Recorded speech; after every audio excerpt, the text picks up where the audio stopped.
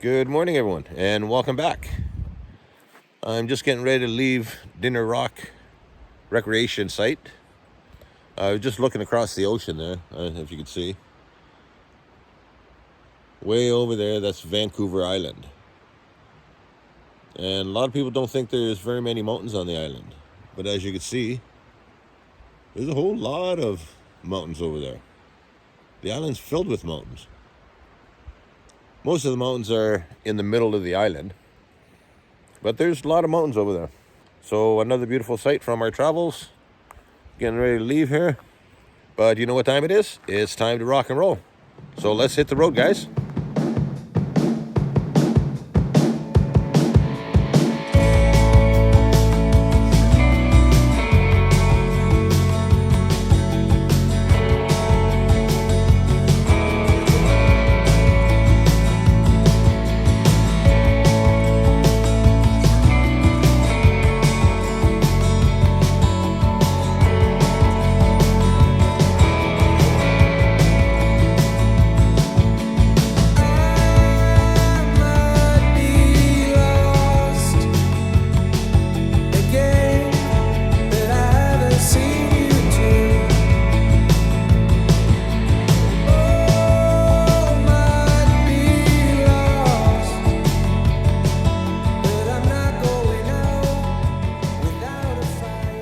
Okay, I'm south of Powell River now.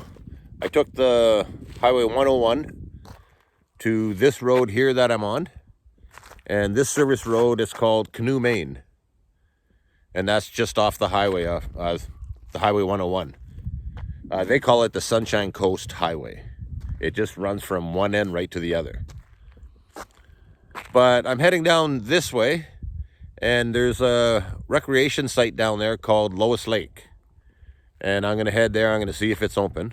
If it's open, I'll find a spot. If not, it's around a lake. I should be able to find another spot back there somewhere. I'm just at this intersection here.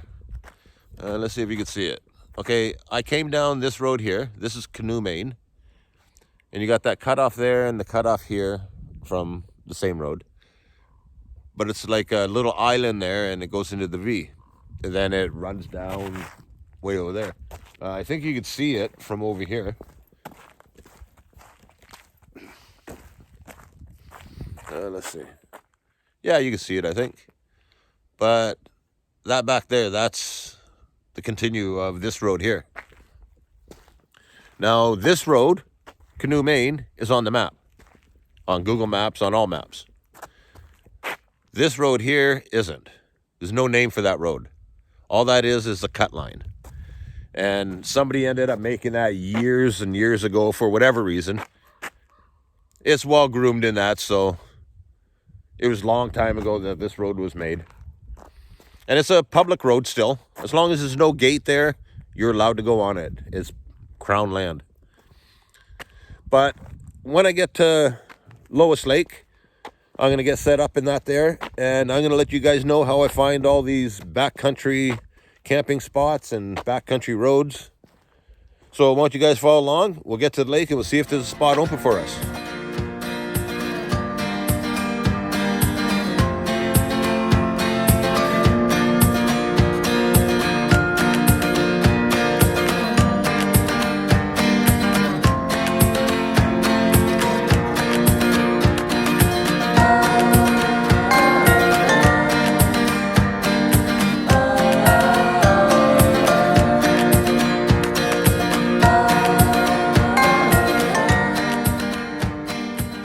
Okay, I'm here at the site. Lois Lake, that's Lois Lake there. But this is Lois Lake Recreation Site. Coming down that road there. Wow. Actually, if anybody has plans on visiting this spot here, this recreation site, unless you got a four-wheel drive. Now, I made it with that. But if I would have known the road was going to be the way it was, I wouldn't have come this way, or I wouldn't have come up here. But she's way back off the road and off the service road, and there's two other cut lines I took just to get here. But I'm here, and it's not a bad place. They got the hiking trail that goes through here, and this wreck site, and let's see. There's no, where am I here? Oh, over here. There's another wreck site right here. And that one over there, you can't drive to. They got a hiking trail here.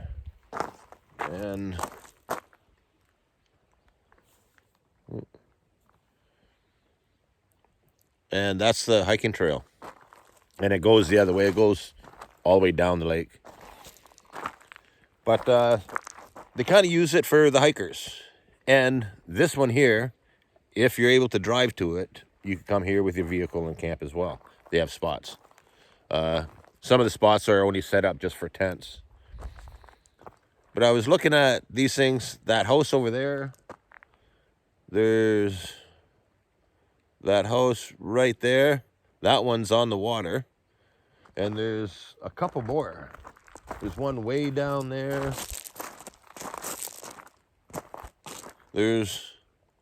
Yeah, no, you're not going to see. There's that one right there. Right there. But there's people living in these things. And they're floating houses. The one guy over here. No, actually, that guy over there. I was looking at it with binoculars, and it has an address on it. So I'm guessing all these places might even have addresses, whether you live on the water or not. And that one with the address, I could see, he's got a little outboard motor on the back. But it's not a bad place. It's way back in the middle of nowhere, I'll tell you that. But look at all the driftwood. That's all driftwood. Wow. And it's not a bad night out. It's cloudy, but it's not too bad. It's not really cold, so that's a bonus. And this is a little tiny beach. Not that you're going to go swimming in that, but... Okay, so I got my spot here. Stay here for the night. But I'm just going to get set up, and I'll talk to you guys right shortly here. Okay, how I find these spots in the backcountry? Well, there's a couple different ways. One way is, and I highly recommend it, highly recommend, these back road book maps. They show you everything. There's so many different ones of these. I think even BC has, like there's this one here. What's this one? This one's of the island. This one here is Vancouver Coast and Mountains, BC. But there's a few different ones just for BC itself. But highly recommend it. They're really good books. They show you a lot. Just for example, like you have trails. You got BC rec sites. You got recreation sites, camping sites, cabins, backcountry cabins, backcountry campsites and RVs. It shows you caves, cross country, skiing, snowmobiling, dirt biking, trailheads. So it shows you waterfalls, rapids. They'll even show you where mines are. It even tells you what kind of fish are in the lakes. So they tell you quite a bit. And like I say, highly recommend it. These books, they've come in handy for me. Now, one of the main ones that I'll use, because I like going back, exploring. When you go into the backcountry, make sure you kind of know where you're going. Now, depending on where you are, like especially here in BC, in British Columbia, we got massive of lands and mountains here where people get lost. Hundreds of people get lost every year. When you go into the backcountry, going prepared. Me, what I do a lot is I use Google Maps. Now, on Google Maps, you have maps set on default. That there will show you all the roads. It'll show you all the roads that have names on them. Now, what I do is I use Google Maps, but I have it on satellite. I'll show you in some clips here. But on satellite, I get to see all the roads that aren't on the maps. On Google Maps, on satellite, you could see all these roads. Now, they're not named and they're not on any other maps, but you could see them. They're viewed. You could, if the road you're traveling down isn't covered with trees, you could even see the little pullouts in the road. And if you're going down a cut line and you just need a place to sleep for the night, you could look at your Google Maps, look down that service road, and you can see these little turnouts on the side of the service roads. And they're big enough for you to just pull over and sleep for the night. Wake up in the morning, and on the road you're gone.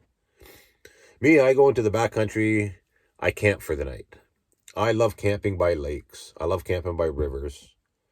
Out here on the coast, I love camping by the ocean. On Google Maps, it brought me to a spot where I had to stop and I was supposed to hike in from there.